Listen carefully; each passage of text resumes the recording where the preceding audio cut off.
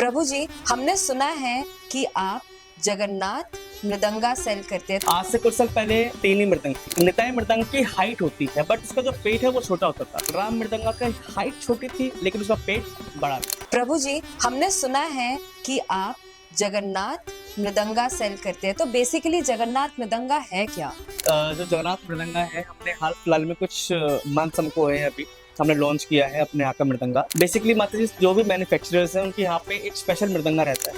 तो हमारे मृदंगास का जो स्पेशल मृदंगा है वो श्री जगन्नाथ मृदंगा है। आज से कुछ साल पहले हमारे पास जो मृदंगा था माता जी वो था निताई बलराम। बट मार्केट में आप देखते हैं कि काफी सारे मैन्युफैक्चरर उसको बेच रहे हैं बट किसी को यही नहीं पता कि उसको निताई बलराम मृदंगा बुलाते क्यों, इसके पीछे रीजन क्या है। अगर मैं आपसे पूछूं तो आप कमेंट में जरूर मुझको बताइएगा कि क्या रीजन है उसको निताई बलराम बुलाने का।